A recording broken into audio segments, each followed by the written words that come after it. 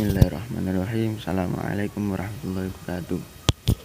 Nama saya Ahmad Salahuddin, NIM E93219075. Saya di sini akan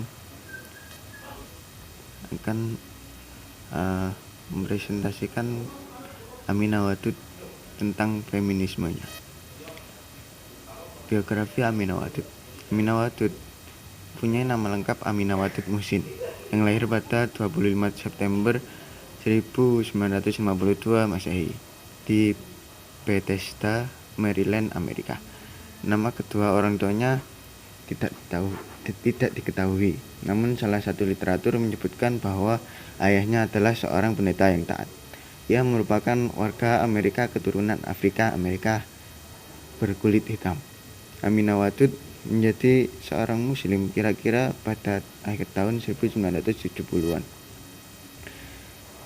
Latar belakang pemikirannya berdasarkan Charles Kurzman. Riset Aminah Wadud mengenai wanita dalam Al-Quran muncul dalam suatu konteks historis yang erat kaitannya dengan wanita Afrika Amerika dalam upaya memperjuangkan keadilan gender. Hal ini dikarenakan selama ini sistem relasi laki-laki dan wanita di masyarakatnya memang sering mencerminkan bias-bias patriarki. Dan sebagai implikasinya, maka perempuan kurang mendapat keadilan secara lebih proporsional. Aminah Wadud mengaku bahwa bukunya merupakan bagian dari apa yang disebut jihad gender. Dirinya sebagai seorang muslimah dalam konteks global.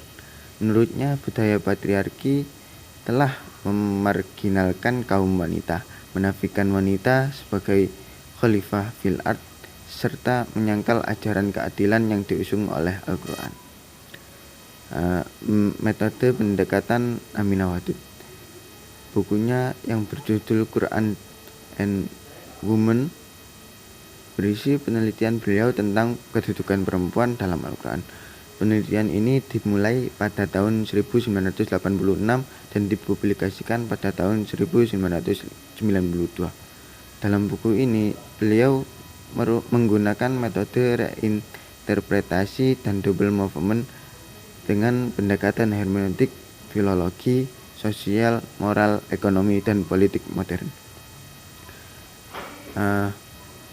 Maksud menggunakan metode reinterpretasi ialah penafsiran ulang terhadap Al-Quran agar sesuai dengan konteks masyarakat.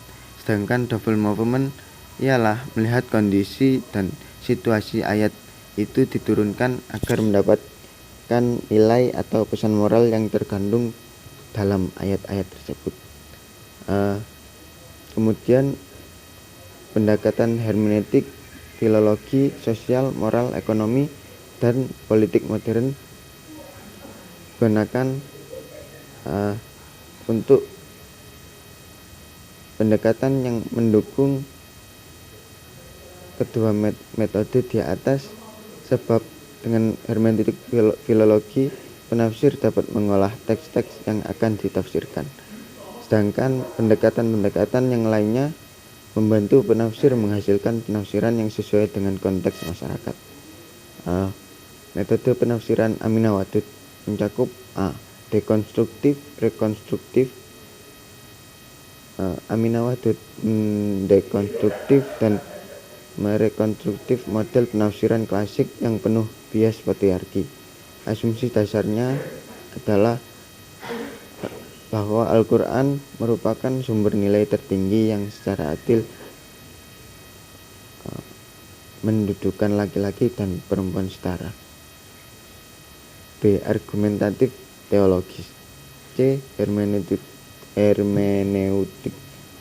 filosofis yang mempunyai ciri utama pengakuan dalam kegiatan penafsir.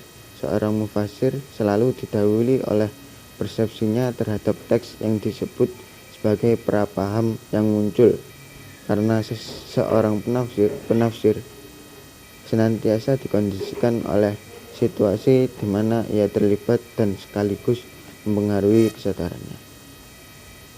Aminah Wadud mengkaji posisi perempuan dalam Al-Quran dengan menggunakan pendekatan hermeneutik. Salah satu bentuk metode penafsiran kitab suci yang bertujuan untuk memperoleh kesimpulan makna suatu teks atau ayat yang selalu berhubungan dengan tiga aspek, yaitu: 1. Dalam konteks apa suatu ayat ditulis atau diwahyukan. 2. Bagaimana komposisi tata bahasa ayat, bagaimana pengungkapannya, dan apa yang dikatakannya. 3. Bagaimana pandangan hidup seluruh teks ayat. Alasan beliau memperkuat hermeneutik yakni tidak ada penafsiran yang benar-benar objektif, yang artinya setiap penafsiran memiliki nilai subjektivitas yang merupakan refleksi dari pilihan-pilihan para mufasir. Akan tetapi seringkali pembaca terjebak dengan refleksi subjektivitas sehingga susah membedakan antara penafsiran dan teks yang ditafsirkan itu sendiri. Hermeneutik diperlukan untuk memahami ayat Al-Quran, terutama untuk mengungkap makna Al-Quran yang tidak dapat diungkap oleh mufasir klasik.